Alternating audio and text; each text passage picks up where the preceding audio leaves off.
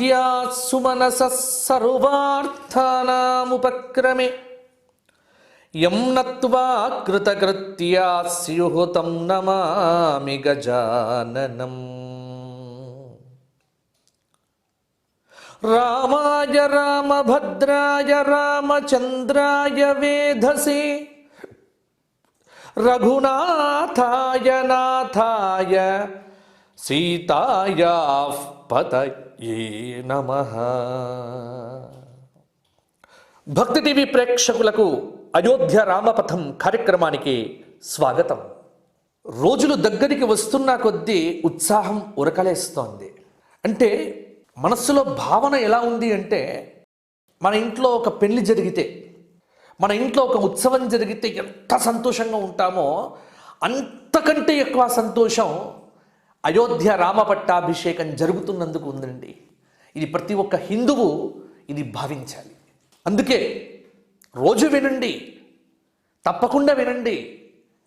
ఈ రోజులన్నీ కూడా రామనామస్మరణతో గడిచిపోయేట్టుగా భావన చెయ్యండి. నిన్నటి రోజున మీకు నేను రాముడి యొక్క అవతారం ఎప్పుడొచ్చింది అనేటువంటి విషయాన్ని స్పష్టంగా చెప్పడం జరిగింది. ఇక ఈరోజు రాముడి యొక్క అవతారం వచ్చిన తర్వాత రాముడు జీవితంలో పెళ్లి కాక పూర్వం రామచంద్రమూర్తి సాధించినటువంటి అద్భుతమైనటువంటి కార్యం. ఇక్కడ గుర్తుపెట్టుకోండి, రామావతారం వచ్చింది రెండు ప్రయోజనాల కోసం. ఒకటి, మానవ తత్వాన్ని ఈ జగత్తుకు చెప్పటం కోసమే వచ్చాడు. రెండవది, లోకాన్ని పీడిస్తున్నటువంటి లోకకంటకుడైనటువంటి రావణాసురుడి యొక్క సంహారం చేయటానికి రామచంద్రమూర్తి వచ్చాడు. రావణుడు స్వయంగా గొప్ప శివభక్తుడు. తన తపోసాధన వల్ల వరాలను పొందినటువంటి వాడు. రావణ వధకి ఉపాయం ఆలోచించాలి అని వైకుంఠంలో ఊర్ధ్వలోకాల్లో అందరూ కూడా ఒక నిర్ణయం చేసుకున్నారు. ఒక్కటి తెలుసుకోవలసింది ఏమిటి అంటే, లక్ష్యం ఏర్పడితే ఆ లక్ష్య సిద్ధికి దారి కూడా అదే కనిపిస్తుంది. ముందు నువ్వు ఏర్పరచుకోవలసింది ఒక లక్ష్యం. ఇది ప్రతి ఒక్కరు గుర్తుపెట్టుకోవాలి. ఇక్కడ ఒక విషయం మీరు గుర్తుపెట్టుకోండి, ఏంటంటే రామ జననమే కాలే, కానీ రావణ వధ కోసం ఒక ప్రణాళిక ఊర్ధ్వలోకాలు చేశాయి. భూలోకం ప్రశాంతంగా ఎలా ఉండాలో మనం ఎంత ఆలోచిస్తామో మనకంటే ఎక్కువగా సిద్ధులు, మహర్షులు, పూజ్యులు వీరంతా ఆలోచిస్తారండి. దక్షిణాంనాయ శృంగేరి శారదాపీఠాధీశ్వరులు చేసేటువంటి తపస్సు వ్యక్తిగతమైన తపస్సు కాదు, ఈ దేశం కోసం చేసే తపస్సు. ఇవాళ రామజన్మ భూమి కోట్లాది హిందువుల యొక్క లక్ష్యంతో లక్ష్యసిద్ధి జరుగుతోంది అంటే దాని వెనక మహనీయుల తపస్సు దాగి ఉందండి. అందుకే రామావతారం రావటానికి పూర్వమే రావణ వధ జరగాలి అని ఊర్ధ్వలోకాల్లో నిర్ణయాలు జరిగిపోయాయి. ఇది లోకానికి సంబంధించినటువంటి సమస్య. లోక కంటకుడైనటువంటి వాణ్ణి వధించటానికి వీరంతా కూడా జాగ్రత్త పడుతున్నారు. కాబట్టి ప్రజలందరికీ సంబంధించినటువంటి సమస్య కాబట్టి ఇక్కడ పదవి మీద ఆశతోనో ధనం మీద ఆశతోనో రావణాసురుణ్ణి సమర్థించేటువంటి వారు అక్కడ ఎవ్వరూ లేరు. దశరథ రాజకుమారుడైనటువంటి రాజా రామచంద్రమూర్తి యుక్త వయస్సులో 25 సంవత్సరాలు వచ్చిన తరువాత రావణ వధ జరుగుతుంది అనేటువంటి విషయాన్ని ముందే గ్రహించినటువంటి మహర్షులు, సిద్ధులు, సాధ్యులు, పతగులు, పన్నకులు, దేవ, గరుడ, గంధర్వ, కిన్నెర, కింపురుషాది మాననీయ మహత్తర మహర్షులంతా 25 సంవత్సరాల తర్వాత జరగబోయేటువంటి లోక కళ్యాణం కోసం తపస్సు చేయడం మొదలుపెట్టారు. తొందరపడొద్దు, ప్రతి దానికి కాలం సమాధానం చెప్తోంది. ఎవరైనా అనుకున్నారా అయోధ్యలో రామాలయం నిర్మించబడుతుందని? సమయం వచ్చింది, మంచి నాయకులు వచ్చారు. మనకు రాముడి మీద భక్తి ఉన్నటువంటి ప్రధానమంత్రి దేశ ప్రధాని అయ్యాడు. ఈ మాట చెప్పటానికి భయం అవసరం లేదు కదా. మన దేశ ప్రధాని రామాలయం కావాలి అని బలంగా సంకల్పించాడు కాబట్టి జరిగింది. చిత్తశుద్ధితో ప్రార్థన చేస్తే ఏదైనా ఫలిస్తుందండి. ఇక్కడ రాముడి వల్ల జరగవలసినటువంటి మహత్కార్యాన్ని దృష్టిలో ఉంచుకొని ఋషులు మునీశ్వరులు రాముడికి మార్గదర్శనం చేయించేటువంటి వారు. నేను రామాయణం చదివితే నాకు చాలా ఆనందంగా ఉంటుంది. ఏమిటి అంటే రాముడు ఎప్పుడు సొంత నిర్ణయం తీసుకోలే. రాముడు ఏ పని చెయ్యాలన్నా రాముడి వెనక ఒక మహర్షి ఉన్నాడు. రామావతారం అంతా మహర్షులతోనే జరిగింది. దీనికి నేను ఆధారాలు చూపిస్తా. రాముడు ఈ జగత్తులోకి రావటానికి, అసలు దశరథుడికి పుట్టాలి రాముడు అనేటువంటి దానికి మూల బీజం సనత్కుమార మహర్షి వేశాడు. సుమంత్రుడికి చెప్పినవాడు సనత్కుమార మహర్షి కదా. దానిని వశిష్ఠుల వారు ఆమోదించారు. అప్పుడు వశిష్ఠుడు విభాండక మహర్షి అయినటువంటి ఋష్యశృంగుని పిలిపించాడు. ఋష్యశృంగుల వారు పుత్రకామేష్టి చేశారు. మనం ఆ విషయం చెప్పుకున్నాం. ఆ ఋష్యశృంగుడే శృంగేరి పీఠ భూమికి అధిష్టాత. ఒక గొప్ప విషయం ఏంటంటే రామావతారానికి కారణభూతమైనటువంటి ఋష్యశృంగ మహర్షి తపస్సు చేసినటువంటి ప్రదేశమే శృంగేరి. కాబట్టే ఈ రోజున కూడా రామాలయ దివ్య ధామానికి ముహూర్త నిర్ణయంలో కావచ్చు, ధార్మిక విషయంలో కావచ్చు, దేశ ప్రధానికి అందరికీ మార్గదర్శనం చేస్తున్నటువంటి వారు దక్షిణాంనాయ శృంగేరి శారదా పీఠాధీశ్వరులు జగద్గురువులు భారతీ తీర్థ మహాస్వాముల వారు శ్రీ శ్రీ శ్రీ విధుశేఖర భారతీ మహాస్వాముల వారు. వీరి యొక్క మార్గదర్శకంలోనే భారత ప్రధాని నరేంద్ర మోడీ గారు, చక్కగా యోగి గారు ఈ రామాలయానికి సంబంధించినటువంటి ప్రతిష్ట కావచ్చు, లేకపోతే ఆధ్యాత్మిక కార్యక్రమాలు కావచ్చు, అంటే వీటన్నింటికీ ఒక మంచి మార్గదర్శనం చేస్తున్నారు జగద్గురువులు. కాబట్టి రాముడికి శృంగేరి పీఠానికి సంబంధం ఏమిటి అని ఎవరైనా అడిగితే ఆధారం ఇదేనండి. రామ అవతారానికి కారణమైనటువంటి ఋష్యశృంగుడు, ఆయన తపస్సు చేసిన భూమి శృంగేరి. రాముడిని నడిపిస్తున్నటువంటి వారు మహర్షులు.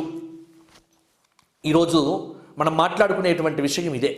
రామావతారానికి కారణం ఋష్యశృంగుడు.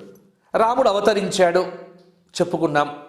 అవతరించిన తరువాత వశిష్ఠుల వారు రాముడికి విద్యాబుద్ధులన్నీ నేర్పించారు. వేదము, వేదాంగములు చక్కగా. ఎందుకంటే శాస్త్రంలో ఏమున్నది అంటే యాజ్ఞవల్క స్మృతిలో వేదాన్ అధీత్య వేదం వాపి యథాక్రమం అవికృత బ్రహ్మచర్యో లక్షణ్యాం స్త్రియముద్వహేత్. 4 వేదములను అధ్యయనం చేసి, లేకపోతే 2 వేదములనైనా, కనీసం 1 వేదమునైనా యథాక్రమంగా అధ్యయనం చేసి బ్రహ్మచర్య ఆశ్రమమును పూర్తి చేసుకొని లక్షణయుక్తమైనటువంటి స్త్రీని వివాహం చేసుకోవాలి. విద్యాంతే గురురర్థేన నిమంత్ర్య కృతజ్ఞస్య వా స్నానం అని గౌతముడు చెప్పినటువంటి ధర్మసూత్రం. విద్యాభ్యాస అనంతరం గురుదక్షిణ చెల్లించి ఆచార్య అనుజ్ఞను పొంది స్నాతకోత్సవాన్ని నిర్వహించుకోవాలి. ఇవన్నీ చేశాడండి రామచంద్రమూర్తి. చేసి చక్కగా రాటు తేలాడు రామచంద్రమూర్తి. శిక్షణలో మహర్షులు మార్గాన్ని చూపిస్తున్నారు రాముడికి. కృష్ణావతారంలో మహర్షులు నడిపించింది లేదు. రామావతారమంతా మహర్షులే. రాముడు ఏం చెయ్యాలి, పక్కన ఒక మహర్షి ఉంటాడు. మీరు బాగా అధ్యయనం చేస్తే మీకు అర్థమవుతుంది రామాయణం. కాబట్టి ఇక్కడ చక్కగా రామచంద్రమూర్తి, భరతుడు, లక్ష్మణుడు, శత్రుఘ్నుడు ఈ 4 కూడా అన్ని విద్యలు పూర్తి చేసుకున్నారు. సాధారణంగా ఆ రోజుల్లో విద్యలన్నీ పూర్తి చేసుకున్న తర్వాత ఏం చేస్తారు?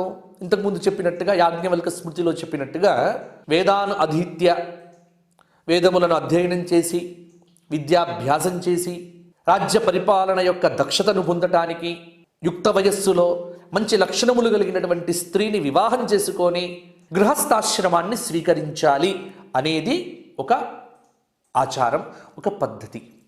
దశరథ మహారాజు విద్యను పూర్తి చేసుకున్నటువంటి రామచంద్రమూర్తిని చూచి ఒక ఆలోచన కలిగింది. ఏమని అంటే, తస్య చింతయమానస్య మంత్రి మధ్యే మహాత్మనః అభ్యాగచ్చత్ మహాతేజాః విశ్వామిత్రో మహాముని. సుమంత్రుణ్ణి కూర్చుండబెట్టుకొని నా రాముడికి విద్య పూర్తయిపోయింది, మంచి సంబంధం వెతకాలి అని మాట్లాడుకుంటున్నారు. మాట్లాడుకుంటున్నటువంటి సందర్భంలోనే ఆ సభలో అడుగు పెట్టాడు మహానుభావుడు, మహనీయుడు, తపోధనుడు, త్రికాల ద్రష్ట, గాయత్రీ మంత్ర పరిపూర్ణమైనటువంటి ఆ మంత్రాన్ని దర్శనం చేసినటువంటి దార్శనికుడు, మహర్షి, బ్రహ్మర్షి విశ్వామిత్ర మహానుభావుడు. సభ మొత్తం లేచి నిలబడ్డది. శకున శాస్త్రంలో ఒక మాట ఉందండి, అవ్యాక్షేపో భవిష్యంత్యాః కార్యసిద్ధేర్హి లక్షణం. ఇది ఒక శుభ విషయమును ఆలోచిస్తూ ఉండగా మహాపురుషులు ఆకస్మికంగా రావటం కార్యసిద్ధి యొక్క లక్షణం. అంటే మన ఇంట్లో కూడా ఏదైనా ఒక మంచి మాటలు, ఒక మంచి చర్చ జరుగుతూ ఉంటే ఎవరైనా వచ్చారనుకోండి, ఆ పని పూర్తవుతుంది అనుకోండి. ఒక మంచి వ్యక్తి, మన శ్రేయోభిలాషి, మనకు బాగా దగ్గరైనటువంటి వ్యక్తి వచ్చి అడుగు పెట్టాడు అనుకోండి, కార్యసిద్ధేరిహి లక్షణం, దానికి కార్యసిద్ధి జరుగుతుంది అని దానికి లక్షణం. ఒక శుభ విషయమును ఆలోచిస్తూ ఉండగా మహాపురుషులు ఆకస్మికంగా రావటం కార్యసిద్ధికి సూచన అని రామాయణం మనకు బాలకాండ నిరూపణ చేస్తూ ఉన్నది. వచ్చినవాడు మహానుభావుడు విశ్వామిత్రుడు దిగ్గున లేచాడు. వశిష్ఠుడు ఆశ్చర్యపోయాడు. లేచి అర్ఘ్య పాద్య ఆచమనీయ విధి విధానంగా ఒక అతిథి పూజ చేసి చూపించారు. అప్పుడు రామాయణం మాట్లాడాలి, రామాయణం గురించి చెప్పాలి అంటే సమయం సరిపోదండి.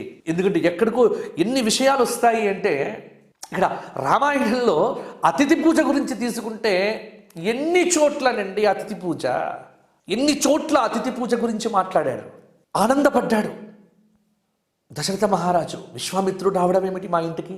మహానుభావ, ఎందుకు వచ్చారు మీరు? మీరు రావటానికి ఏదో కారణం ఉండి ఉంటుంది.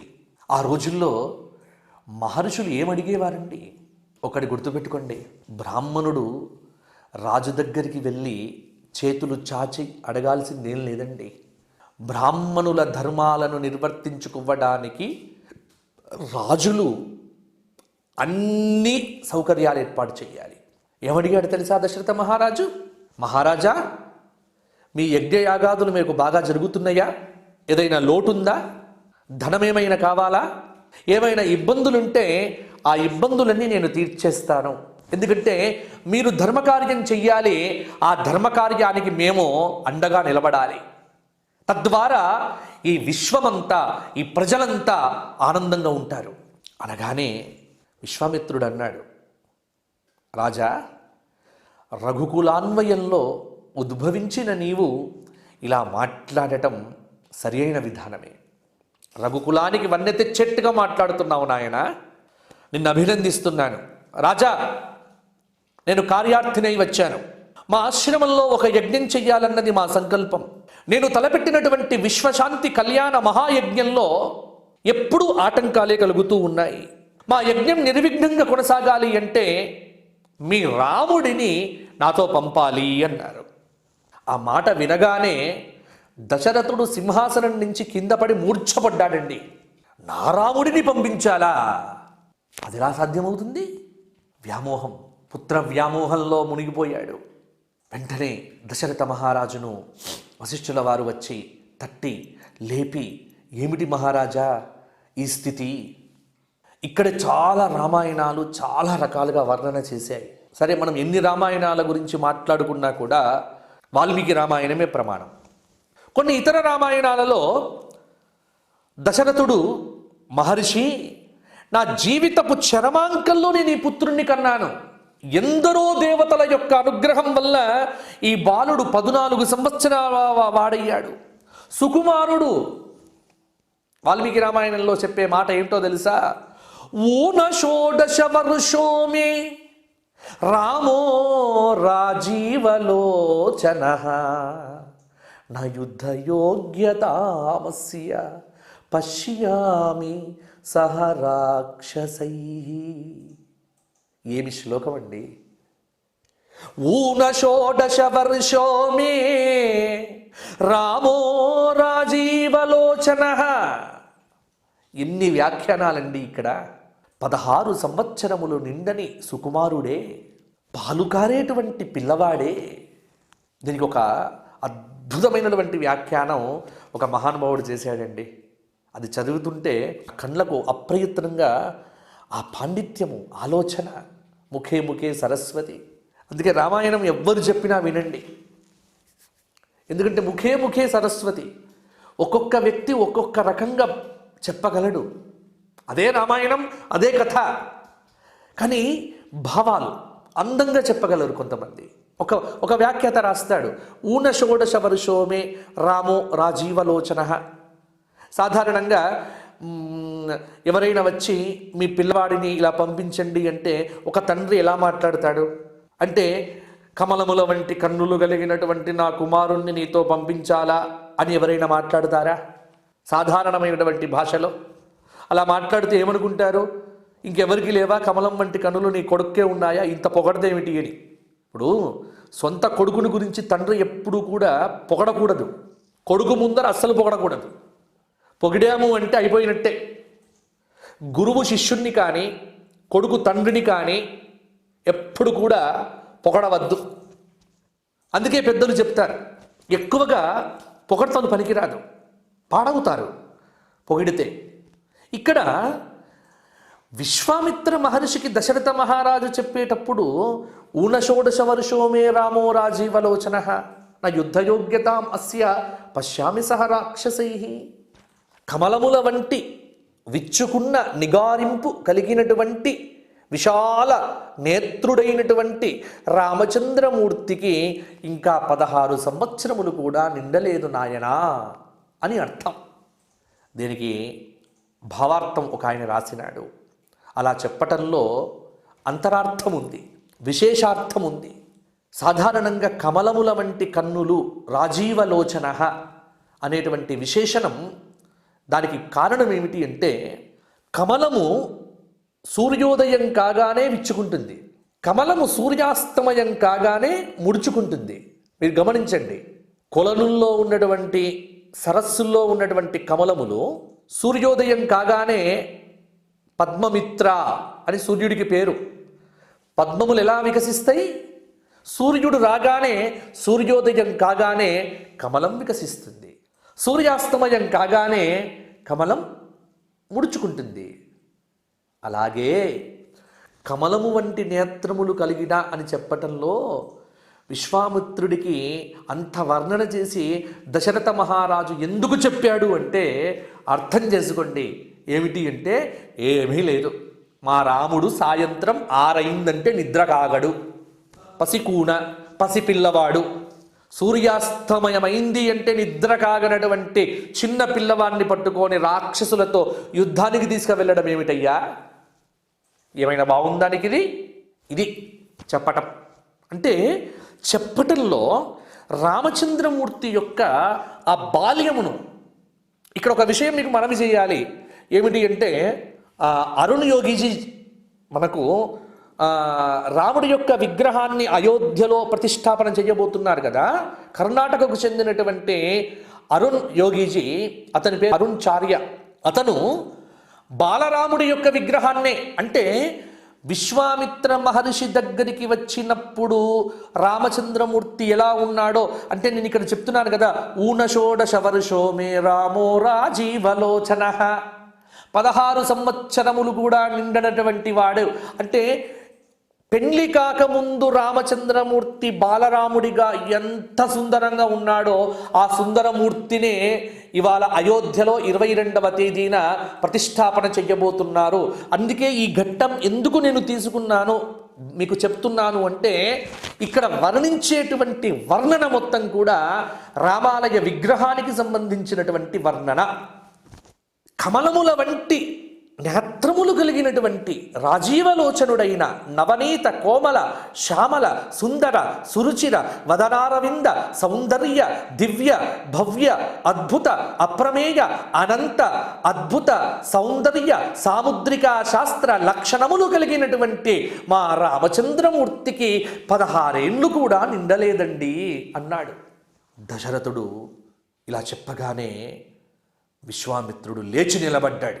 అంటే అర్థమైపోయింది, రాముడిని నేను పంపించను అని చెప్పబోతున్నట్టుగా గ్రహించాడు విశ్వామిత్రుడు. ఏం జరిగింది తర్వాత? విశ్వామిత్రుడి వెంట రాముడు వెళ్ళాడా? రామచంద్రమూర్తి నడిచాడా? రామచంద్రమూర్తి విశ్వామిత్రుని వెంట ఏ విధంగా వెళ్ళాడు? ఇక్కడే ఒక ఆధారం మీకు చూపిస్తా.